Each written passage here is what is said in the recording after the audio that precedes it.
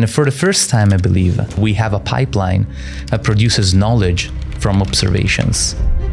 And I think if Greek philosophers were to be in this room right now, learning that we can actually simulate learning and inference and just understanding, they will be super intrigued by that. Dr. Antonio Orvieto. He studied at one of the best places for computer science and robotics in Europe. And he worked for companies like Google and Meta. So he probably knows about all the possible problems of AI. And right now he's a principal investigator at the Ellis Institute Tübingen, co-affiliated with Max Planck and Tübingen AI Center. He wants to improve the efficiency and accessibility of deep learning. It's really interesting, and it really changed AI research. It really did change AI research, because basically looking at an AI is like looking at a mirror. We see ourselves. AI is trained on data, and data we created. So if a specific network or a specific model has some biases or is doing something that we don't want, it is basically our fault. So you think that in a few years it's going to evolve drastically? So I think... Welcome everyone to the podcast, the first of its series where CyberValley gets a glimpse into the minds that are shaping the future of AI. I am Charlene, your host and the content creation manager of CyberValley. And in the upcoming episodes, we will dive into the world of the principal investigators from the first ever established Ellis Institute Tübingen. For those of you who have never heard of Ellis or don't really know what it is, it stands for the European Laboratory for Learning and Intelligence System, which is basically a network of excellent minds in AI across Europe. And the PIs that we will be talking to are part of this institute that's located here in Tübingen, Germany. So whether you're a seasoned tech enthusiast or a curious newcomer, join us as we delve into the machine learning, the robotics, and the profound impact AI has on our lives. So here with me is Antonio Orvieto. Hello. The first principal investigator that we'll be talking to. Antonio, welcome, and thank you so much for coming. Thanks so much. It's very exciting to be here and talking to you. So, as you know, AI is really discussed everywhere. You know, you see it in the media, you see it in governance, you see it at all trade shows, everyone's talking about it. But what is most exciting to you in this field?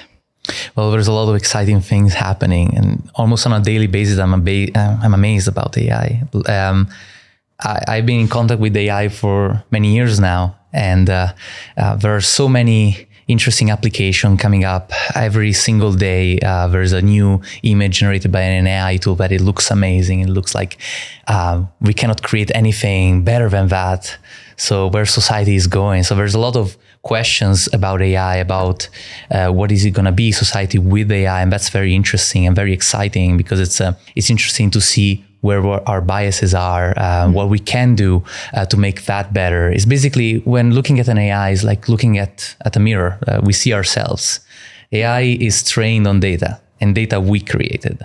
So if a specific network or a specific model has some biases or is doing something that we don't want, it is basically our fault, in a sense. One can claim that it's a problem of data collection, or it's a problem of that we don't understand how to train this model safely. But in the end, what we really want by this model, is what I think this model reflects literally what our world is, and it's very exciting as an application.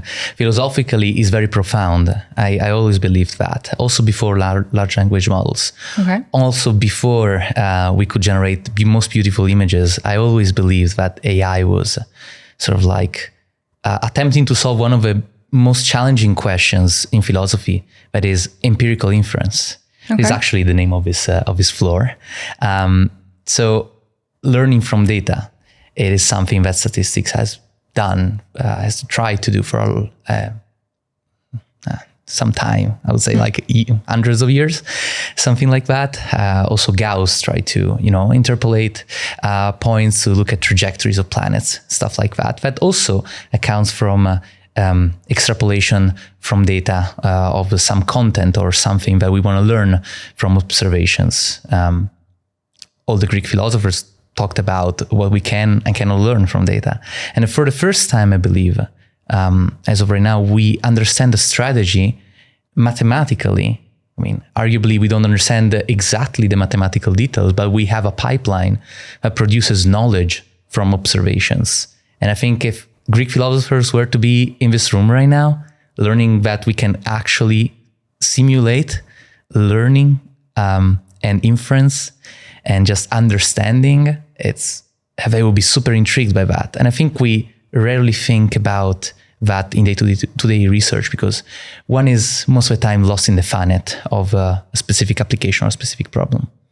Anyways, this is one part of it. I was going to say, you across a lot of things about AI, but if you could define AI, because there's so many definitions out there, it depends on the person. It also depends on the word used.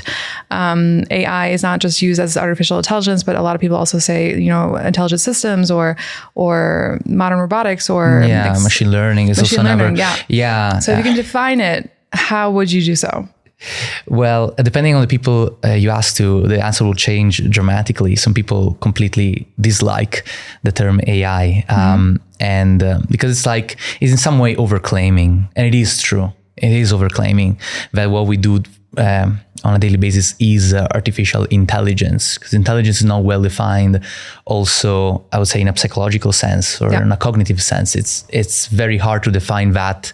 There's probably different types of intelligence. There is a reasoning in a mathematical sense, but there's also emotional intelligence.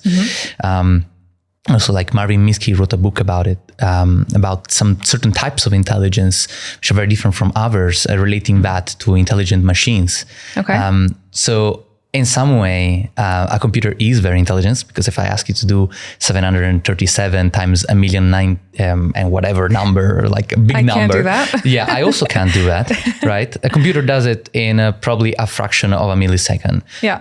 So seems very intelligent. And also if you meet somebody on the street and you ask that, and this person gives you an answer, you'll be very impressed and say, wow, it's incredible. Yeah. However, machines, as we know them on a daily workflow, that we just type stuff and get answers, they're not very emotional, for example. They lack any sort of emotional intelligence. They lack any sort of intuition, maybe, or at least most machines lack intuition. And AI is trying to put, I believe, intuition inside a machine that is very good at calculations. So I always have this belief that if we only could put a little bit of our intuition inside a machine that actually is able to do so many complex calculations and put together so much data, then we will be at a completely different stage in science and technology. And that's where we are right now. So we understood how to put a little bit of our intuition inside something that is completely artificial and that is very good at doing calculations. So yeah, exactly. Because if you were a scientist, like your most brilliant scientist, like Albert Einstein, or one of the most brilliant biologists, looking at data, looking at the cell, looking at how it looks like under the microscope, it really makes a difference whether you've seen 1,000 entities of what you're analyzing, or like all of the possible things that were ever there. It's machines can look at all of them together, like look at all the data together, but they lack our intuition. So AI is trying to put those two together. So you think that in a few years that's going to evolve drastically? So I think the intuition part. Yeah. So we had a breakthrough. I mean, it was kind of all over the news of this ChatGPT thing. I mean, arguably ChatGPT was not a deep breakthrough, sort of like, it was not a big idea, let's say, but it was what did bring to light that this thing existed. And it was the first product that showcased the power. And everybody jumped into that. The news of every country. My mom called me, what is ChatGPT? My father knew about it, was talking to me about ChatGPT, and was like, yeah. You know what this is? What this is? And I remember when it came out, I was in Seattle. I was finishing my internship at Meta. And sort of like, it looked at first, like, when I looked at it first, I was like, yeah, I know, like, you can do these sort of things. But it was the first time it was actually done seriously. And there's a huge value in that. Yeah. In trying to put something that is just a research project into an actual product. So we learn now that that's actually possible. Yeah. And people tried to basically make that happen at different scales and to deliver that to scientists and engineers. And now if you really want to learn something about your data, one possibility is you use one of these very big pre-trained models that you can think about as a standard brain trained on text. And you can use them to just do your downstream tasks. Now, if you were to do this thing like 5-6 years ago, it would have been, that existed in some degree, but it was not the standard. Now it's really the standard, which is something that is really interesting, and it really changed AI research. It really did change AI research because we switched from models trained for a specific task to models trained on human knowledge and then fine-tuned on a specific task. So that change already did happen. Okay.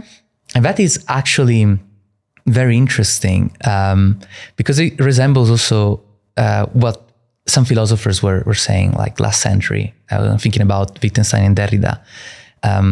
They kind of anticipated in their books and in their papers that sort of text is the answer. Like text really mimics how we think, and indeed, learning to speak is very important for learning how to reason as we grow up. Yes. Learning to speak is allows us to organize ideas, to put things together, to compare things. Of course, there's also images, but images and everything we see and we experience, they have a name.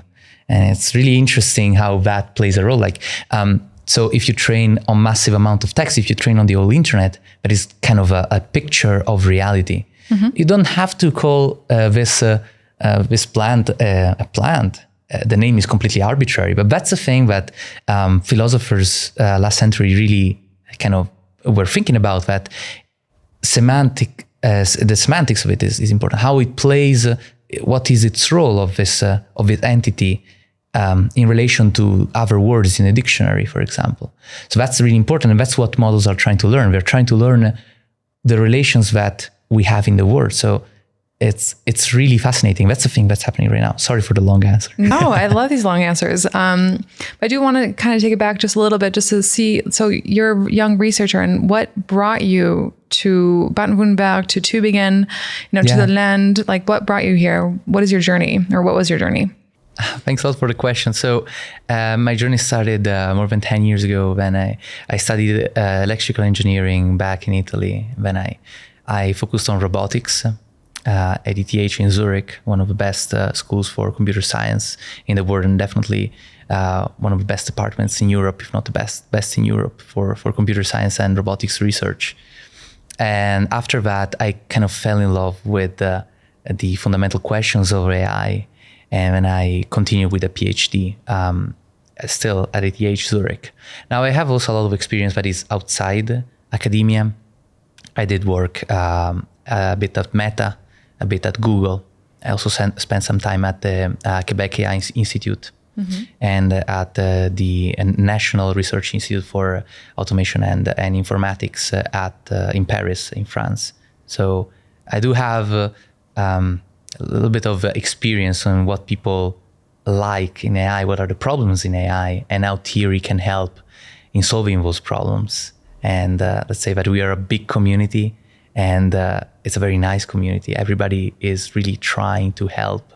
And myself, I'm completely devoted to this. This is my passion. This is my job. I'm fully dedicated to this, and I love every second. Well, let's go back to your research. You're leading the deep models and optimization group.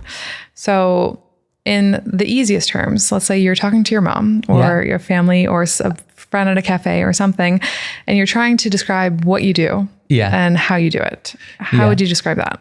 Let's actually do this with an analogy, with a biological analogy. Say you're learning as a kid to do things. To from the world around you, you put you put pieces together. You learn maybe causal relationships between objects. You learn that this implies that this is called in a specific way, and you start not really from an empty brain, but from something that doesn't have the whole set of experiences. And what I try to do is formalize the process of learning from examples.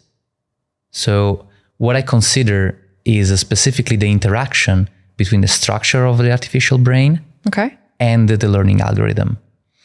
And I was actually, when talking about this, I always think that one further analogy is an evolutionary one, because arguably the biochemistry that we have in our brain sort of maybe is fixed, right? It's like it's nature, it's physics that is fixed. Maybe our brain adapted to work very well with the learning algorithm that the biochemistry implies.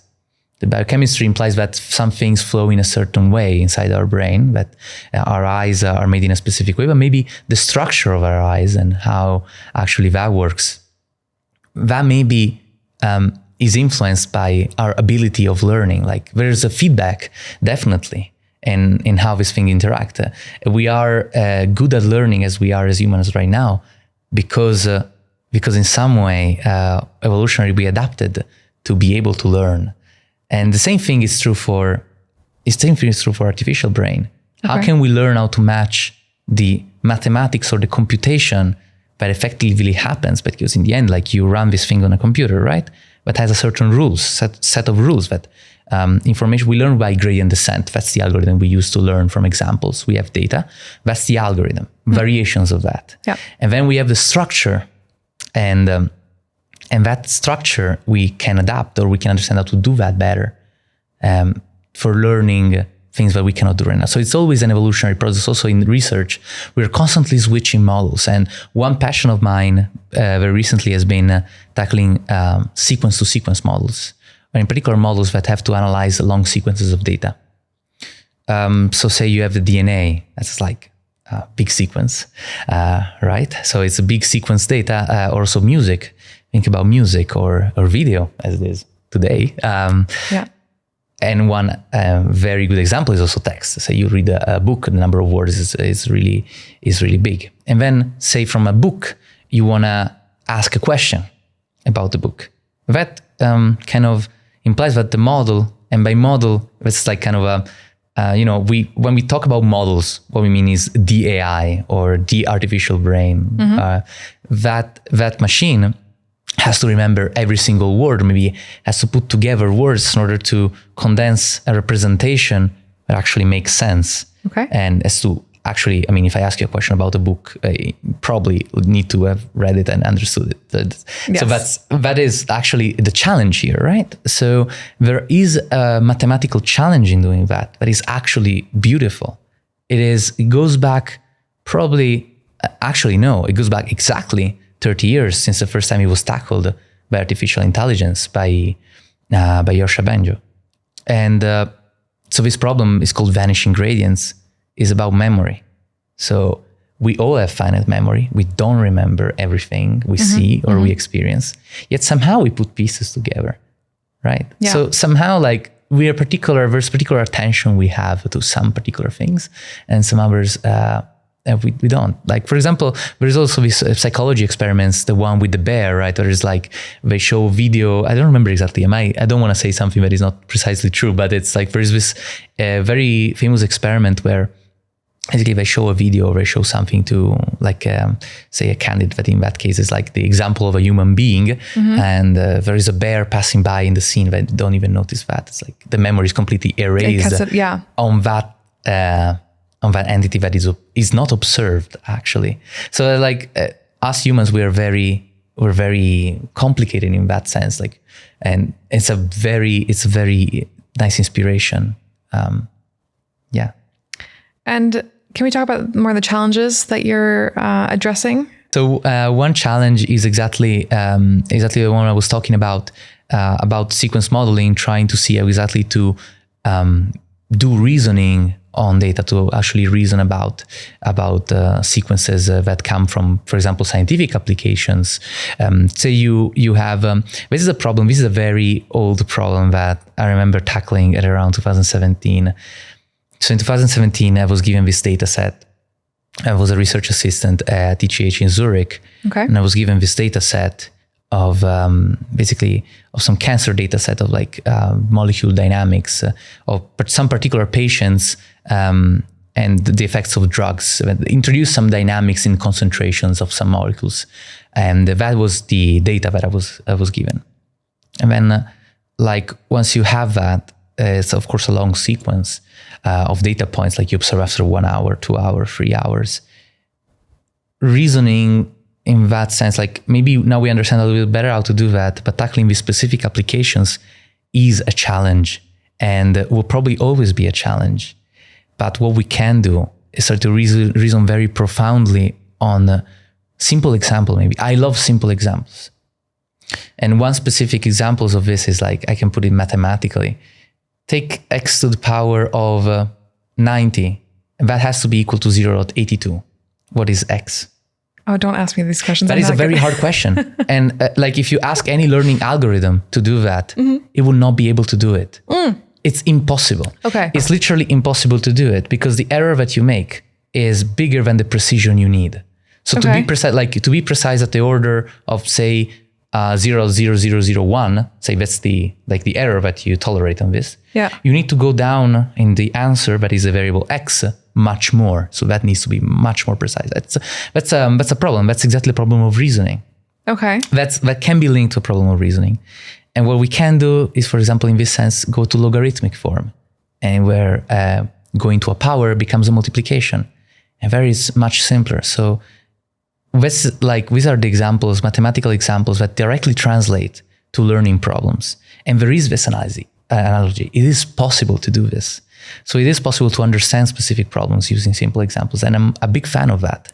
And if we understand how to do these simple things, and we can use math to understand this, there is the hope to actually directly address the problem of reasoning and of memory with some improved understanding of gradient dynamics, as one says. By gradient dynamics, I mean the dynamics of the learning algorithm that is inside the artificial brain or inside the AI.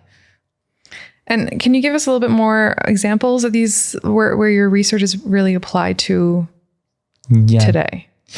Examples, you mean examples of the algorithm that we recently I've been a lot involved in the developments of what these SSMs, so state-space models. Okay. And those are some models that can actually do reasoning along sequences. I've been saying this term a few times right now. So this is basically, so say you want to have some reasoning that happens along the DNA to predict some sort of, say, disease or some mutation from a sequence of genes. That is a hard problem that current models struggle with. So our efforts are targeted towards improving that. Okay. And also improving efficiency. That's also one thing that is really important. Our current models are very heavy on computation. Yeah, so there's these big machines that consume a lot of energy and are very expensive, and not everybody can afford them, right? Yeah. And if we want to deliver something that actually scientists can use, that's very important. That's actually my priority. So deliver something that is accessible to everybody. Okay. It should not be an elite of people that have access to this. Yeah. I mean, as of right now, for example, downstairs, we cannot train GPT at the level that OpenAI is doing. Yeah. And of course, one can say, well, we don't focus on that. So of course we don't. There's no reason why. It's not because the infrastructure is not good enough. Yeah. It's because they really basically have a lot of investors and people that really want them to do this thing. And he said that here we are more concentrated on the foundations of learning. So it makes sense that we don't train these models. However, we certainly would want to have the opportunity to use latest research. Because if only one company or a few companies have access to, the biggest models or the models that work the best, then it's very dangerous. Of course. And we for sure don't want that. And it's probably unnecessary. The amount of energy and the amount of CO2 we are emitting because we don't know how to train this model optimally is insane. Yeah. Yeah. Yeah.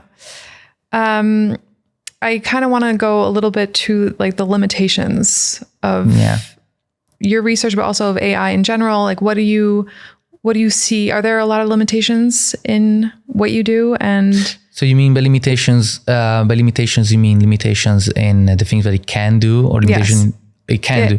Can and cannot do. Yeah. Mm-hmm. So there's a lot of things that AI cannot do. Okay. So what we see as a headline success of AI is that it can generate very nice images, and it can generate very nice text. It can correct our homework, basically. Yes, it can. And it can just write a rap song, a very good one, actually. So that is very impressive. And of course, the reasoning capabilities are very impressive. But those sort of like, there's a lot that we don't understand about it. And it's also unclear whether these machines are at all able to reason in a way that is acceptable, or in a way that is desirable. So what we don't have as of right now is control over what is the outcome going to be, because simply like we train this using what is called next token prediction. Okay. So the way these machines are trained is like predicting the next word. Right, so you have a bunch of words, and you want to predict in the whole internet. You put in the whole internet, and you try to predict, given a piece of text, the next word. Yeah, it's like autoregressive language modeling. So this is like this LLM thing. So that is one thing we know to do very well, and we have a lot of data for it. I mean, we have the whole internet to do it. So given that we had a lot of data to do it, we actually are at the stage where we said, "Wow, we can actually use all of this data. We just need to predict the next token." So we just did that, and somehow something was arising from that, like some sort of reasoning. But it's unclear whether this is actually reasoning. We didn't want reasoning. That's the thing. From modeling the probability distribution and the interaction and let's say the geometrical space where words live, you definitely capture some reasoning. For example, there is this early works in AI that kind of learn a mathematical representation of words. King and queen, for example, are very close to each other. King and castle are close to each other, but maybe cat and castle, they're not necessarily very close to each other. So you learn some sort of distribution of words and how they interact, also at the level of like words that are 10 tokens away from the current word. Okay.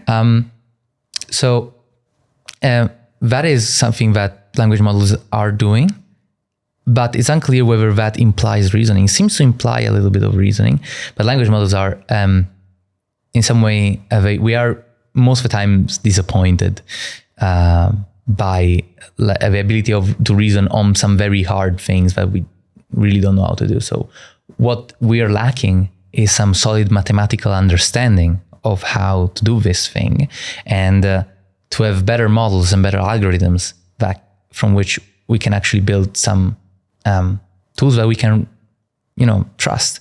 Because currently it's a bit unclear whether we can trust those models to make decisions for us. We probably don't want to do that, but at some point, I think it will be so common to use these models that we just need to be sure that what they do is correct. And there's a lot happening right now, like safety, robustness of these models, and also fairness of the representation. Yeah, the ethical side of it. Yeah. I mean, it's unbelievable. Like that you ask, for example, yesterday I was at a brilliant talk by some Berkeley postdoctoral fellow that it was showing that if you ask the AI to just picture two scientists or two flight attendants, it will have a huge gender bias. Really? Okay. Yeah, it's actually, I was like, wow, that's it.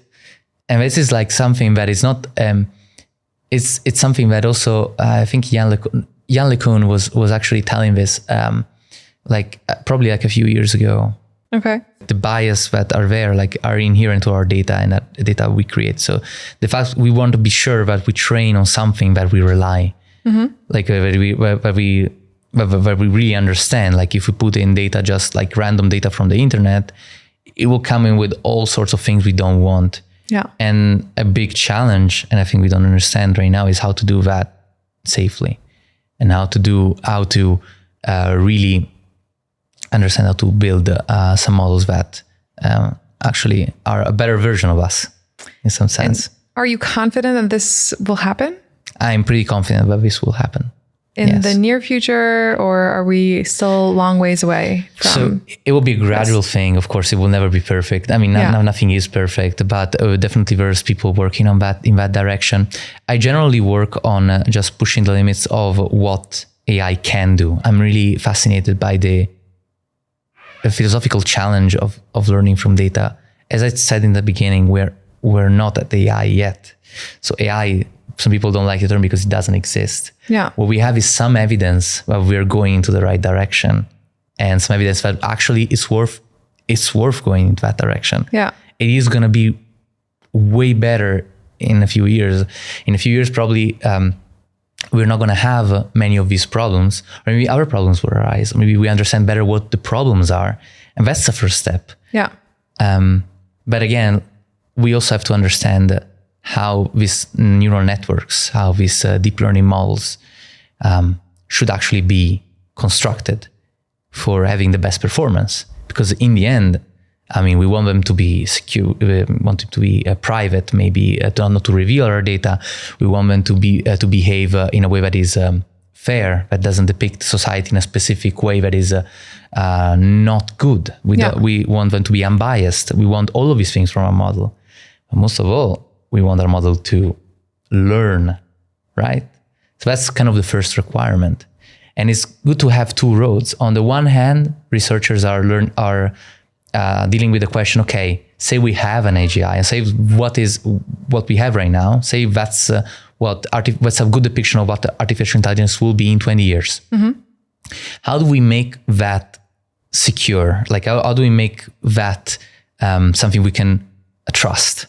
There's this branch of research, and there's the other branch that I'm more into, the other one, which is like, how can we progress AI so that it can actually help science and technology further into the future?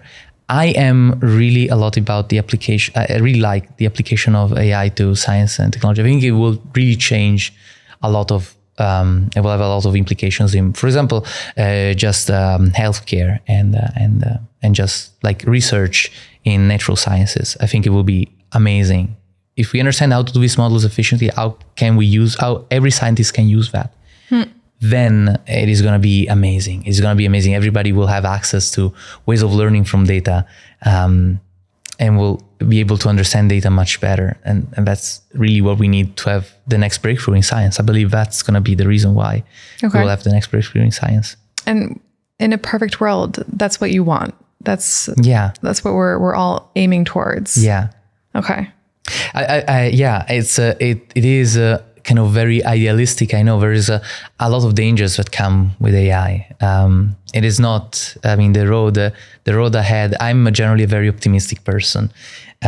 Maybe I'm also naive in my view, but I like the fact, I'm super excited about this. I'm super excited that finally, after so many centuries of thinking about how do humans learn, we actually can emulate that, can actually learn from data. It's like, to me, it's unbelievable that this is actually happening right now.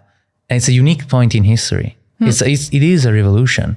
So I cannot be, I mean, some people will forgive me, but I'm more excited than scared. Okay. Yeah. And have your thoughts about everything, all this, like, changed over time? Or have you constantly just had the idea that AI is always beneficial and it will be great for our futuristic selves? Yeah, I mean, I'm not sure it will be always beneficial. There's going to be a lot of changes that AI will imply. Yeah. I mean, but also, like, if we look at the history of how our humans adapted to environments, or how we adapted to ourselves and to our revolutions. That, I mean, 1,000 years ago, me and you would not exist, in a sense. Like, there will be no microphone, there will be nobody talking about AI. So everybody will be doing some other type of job, for example. They'll be thinking about different problems. And so society will change because of this. And some people will be affected if we don't do something. So what we have to make sure also is that the transition to a world with artificial intelligence is a transition that that gives an equal opportunity to everybody to excel and to really express themselves.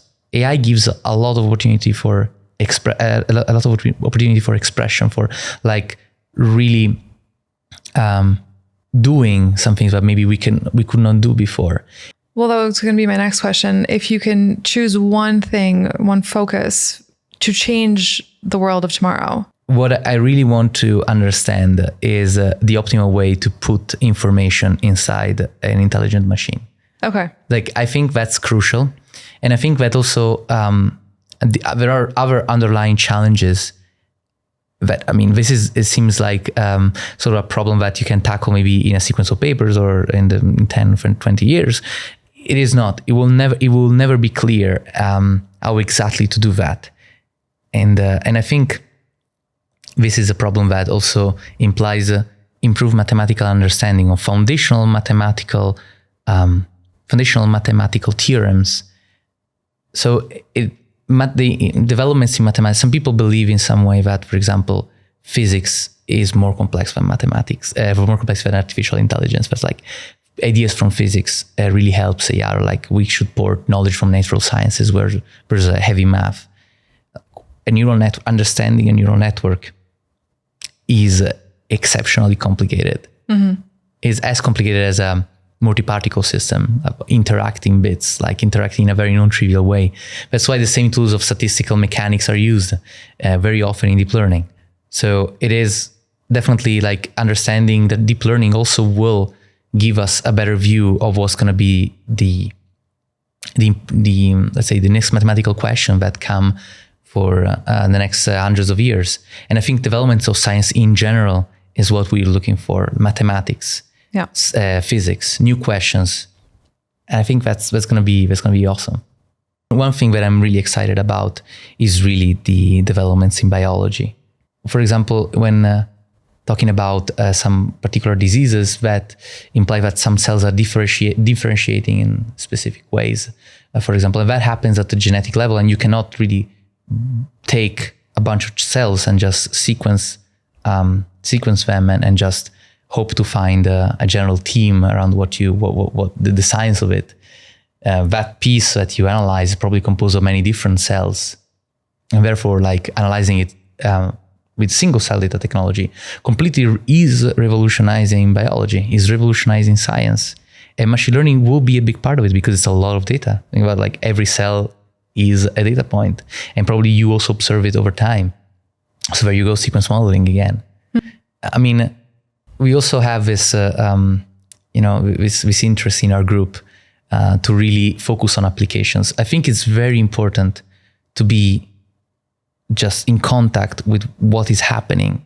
The algorithm that we use today for training deep models, it's based on a Polyak momentum.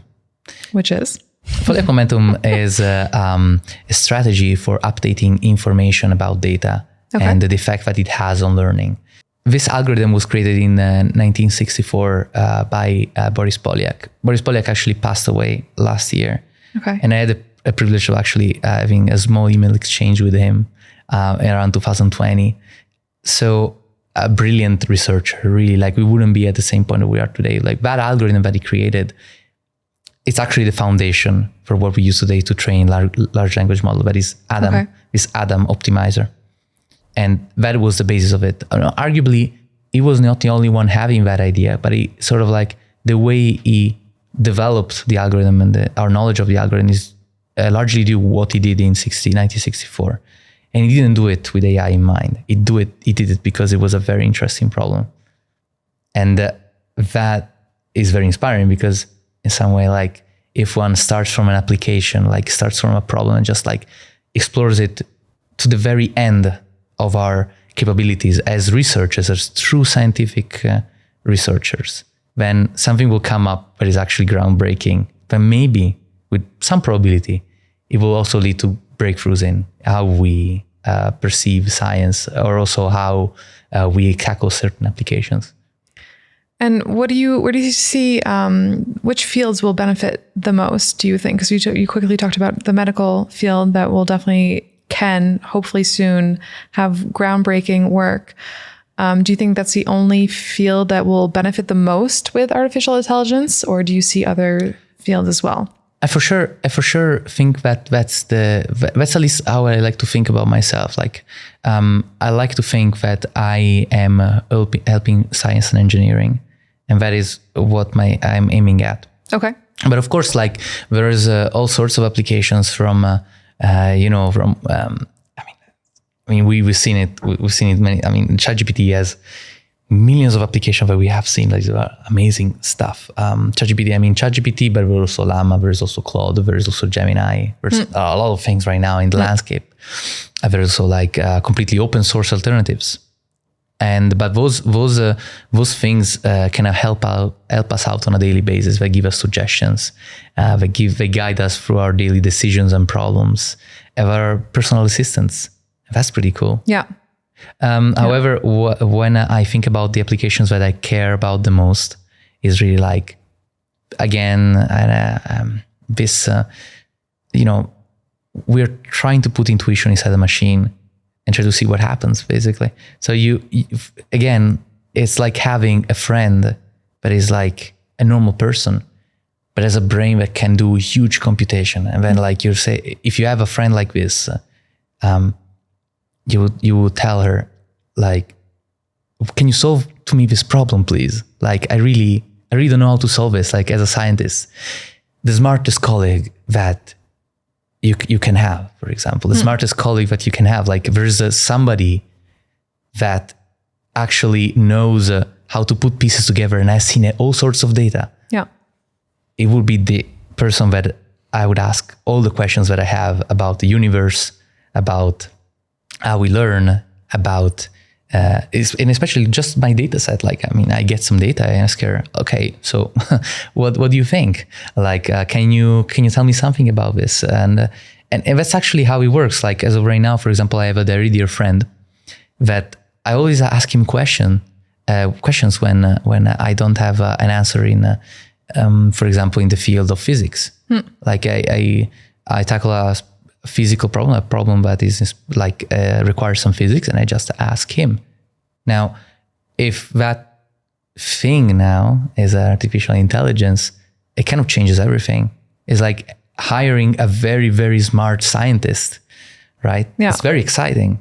And you can actually then fine-tune the scientist to what exactly you want, maybe. To be a biologist researcher, to be a physics researcher, or just to be a very good conversational agent for politics, for law. There has been some applications to law as well. So it's, sky's the limit, and it's really up to us. And everybody can think about nice applications. And the nice thing is that it will become more and more accessible.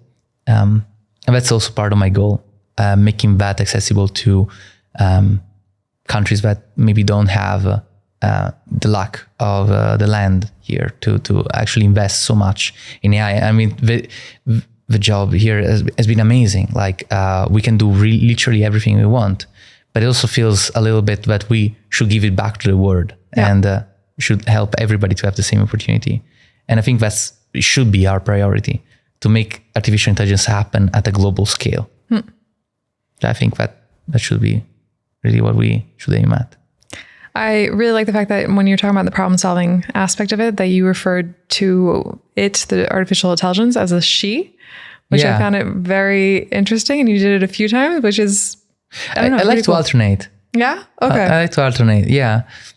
Let's go back real quick to so you're part of the Ellis Institute of Tübingen, but you're also embedded in CyberValley community. Yeah. And what does that mean to you? What does an AI community, like, you surround yourself within this AI community, what does that mean to you? That is exactly what makes Tübingen a great place. So it is so great and it's so vibrant because we are in contact with many diverse applications, right? There's a lot of biotech happening, but there's also like projects in education. There's project apply to a specific product for everyday use. There's really a lot happening here. And from every product or every application or any question, see this as an opportunity to improve our understanding of AI in general. Mm-hmm. And something like, I was recently talking to some startups about some data, and then like when they talk about their problems with that data, you are in contact with something you probably never thought of. So for example, they tell you, oh, this data is like normalized in a specific way. Or like one thing that I learned over the years is that when you measure, for example, something in biology, and you measure the number 3, so your instrument tells the number 3.75, something like that. It doesn't mean that the equation that it should match should actually predict the 3 dot something. It's all scaled up and down. It depends on a lot of things. So it's like there are all these problems that, as AI researchers, mostly focusing on the foundations, all these problems are not accessible to us. And having, a community here that is oriented to solving specific goals is very important, because they can come to us and they say, okay, look, you have this very great model. You can use something like ChatGPT. You can use Llama. You can use all these nice APIs to do things. But we have this other problem here that is not a textbook problem, or there's no model that can actually do this. Yeah. How do I do this? And then this becomes a new exciting research question. Yeah. And we can only progress if we have this type of feedback. Because if there's no feedback happening, there's one community trying to use our tools and the other community not focusing on the right problems. So having the community is exactly what can make Tübingen perhaps the best place for AI in Europe, if it's not already. Yes, that's right. Okay. Well, thank you so much, Antonio, for all of your input and for the sharing of your knowledge, because it was extremely interesting and in depth, which I didn't think it would be so in depth, but this is great. So thank you so much. And remember, the conversation doesn't end here. Let's try to continue the dialogue. Let's continue to explore and stay curious and embrace the ever-evolving world of AI. And because the future is literally unfolding before our eyes, and it's already here, it's already happening. So yes, thank you, Antonio. Thank you so much. Very interesting questions, a lot of fun.